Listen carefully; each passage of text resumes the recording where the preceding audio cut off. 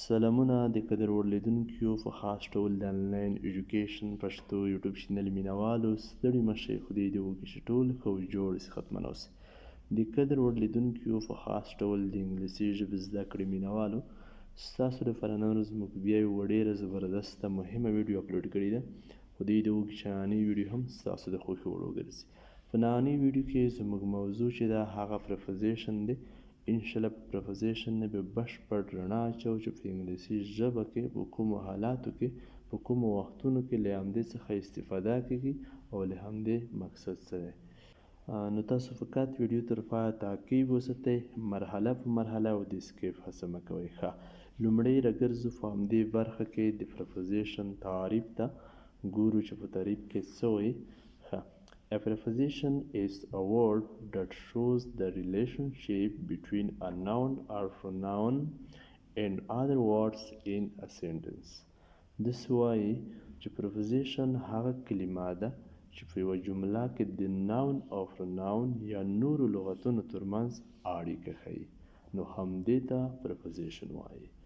لکه څه ډول دلته زما سره تعریف هم شته په پښتو، انشاءالله مثالونه یې هم تاسو ته ښایمه. دا تعریف په پښتو دی، همدا هم تاسو نوټ کولی شئ.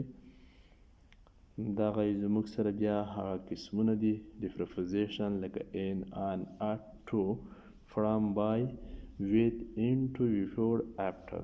دا په مختلفو حالتونو کې په مختلفو ځایونو کې موږ په انګلیسي ژبه کې له همدې څخه استفاده کوو.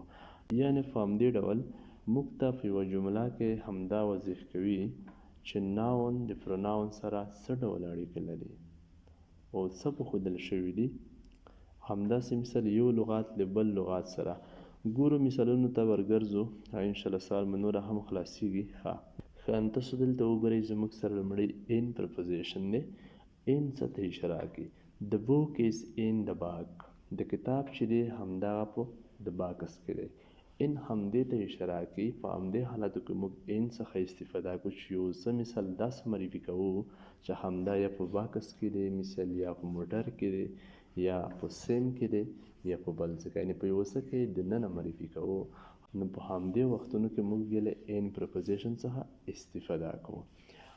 بل ګورو هغه بیا ان دی. ان بیا هم په مختلفو حالتونو کې استعمالیږي. لکه لومړی دلته استعمال شوی دی the phone is on the table. د تلیفون چې دی د موبایل دا په د میز باندې د پاسه دی.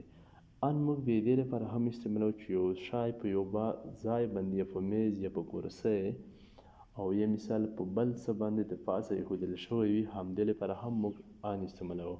چې کوم شی موږ مشخص کوو چې مثال همدا یا په دا میز نه د پاسه دی، مثال یا په چوکۍ نه، یا مثال په بل څه نه، همدې لپاره موږ له ان preposition څخه استفاده کوو. او ان بل د وخت لپاره هم استعمالیږي چې کله موږ یوه ورځ مشخصه کوو چې مثال لکه دلته ګورئ I work on Monday. زه د یکشنبې په ورځ کار کوم، یا د فرایډې مثال د جمعې په ورځ. په همدې لپاره هم موږ له ان څخه استفاده کوو. مثال چې کومه ورځ ښیو د ورځې نوم نه مخکې موږ هم ان استعمالوو په وخت کې. بل ګورو چې څه دي. بل آټ دی. آټ هم له وخت لپاره استعمالیږي. د مثال یو ساعت دقیقې همدا وضح کوو. لکه دلته ګورئ I wake up at 6 o'clock. زه په 6 بجو پاڅم.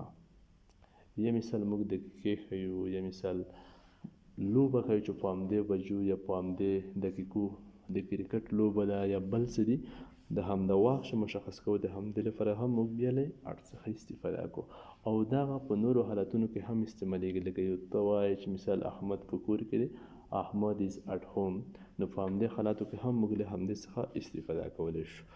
دلته ګورئ بل ټو دی I go to school. زه سکول ته ځم.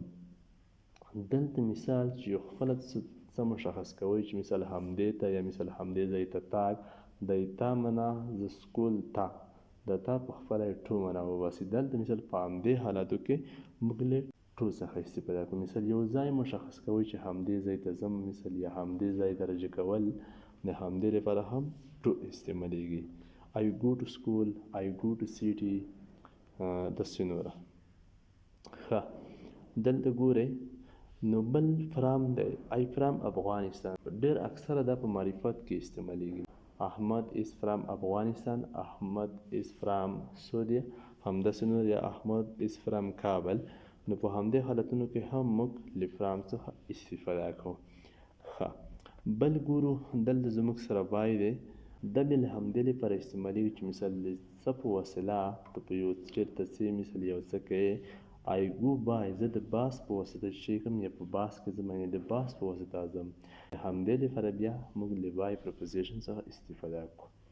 ښه دلته ګورو بل زموږ سره with دی، he is with her friend، دا له خپل ملګري سره دی. دلته که مثال څوک موږ داسې ښیو چې دا مثال یا له ملګري سره دی یا له بل چا سره یا بله داسې خبره، خو دلته د with دی لی معنا کوو، مثال لی یا د چا سره. د همدې لپاره موږ بیا له with څخه استفاده کوو، موږ یو څوک په همدې طریقه مشخص کوو. ښه نو په همدې حالاتو کې بیا له with پرپوزیشن څخه استفاده کوو. ښه نو قدرمن لیدونکو بل زموږ سره اینټو دی، دا بیا موږ په همدې حالتو کې استعمالوو چې یو څوک داسې معرفي کوو چې د مثال یا کوټې ته ننوتو یا بل څه ته. he went into the room، دا مثال کوټې ته ننوتو. نو په همدې حالاتو کې چې یو څوک دننه معرفي کوو چې یو څه ته داخل شو، مثال یا کلاس ته یا کوټې ته یا بل څه ته یا ښوونځي ته، په همدې حالاتو کې بیا موږ د اینټو څخه استفاده کوو. بل زموږ سره بیفور دی، دا بیا موږ په همداسې حالاتو کې استعمالوو چې یو څه مثال داسې مشخص کوو چې له همدې کار څخه مخکې همدا کار وشو یا به وشي یا مثال ودې شي. لکه دلته ګورئ come before sunset، د سترګې ډوبېدو څخه مخکې راځه، یعنې سترګې چې ډوبېږي څخه ته مخکې راشه. دلته مثال د بیفور د مخکې معنا کو. ښه دلته ګورو بل after دی. ښه دلته بل داسې ګورئ after دی we ate after class، یعنې کله چې ټولګی واخلو څخه وروسته به خوراک وکړو. دا بیا خپله د وروسته معنا کو after. نو همدغه هغه مهم پرپوزیشن و چې تاسو ته مو واضح کړل، تاسو ته مو وښودل. د پرپوزیشن تعریف مو هم تاسو ته وښوده، د پرپوزیشن پېژندګلوي مو هم تاسو ته وښوده چې د څه لپاره استعمالیږي. بیا مو هر یو تاسو ته په جملو کې استعمال هم که.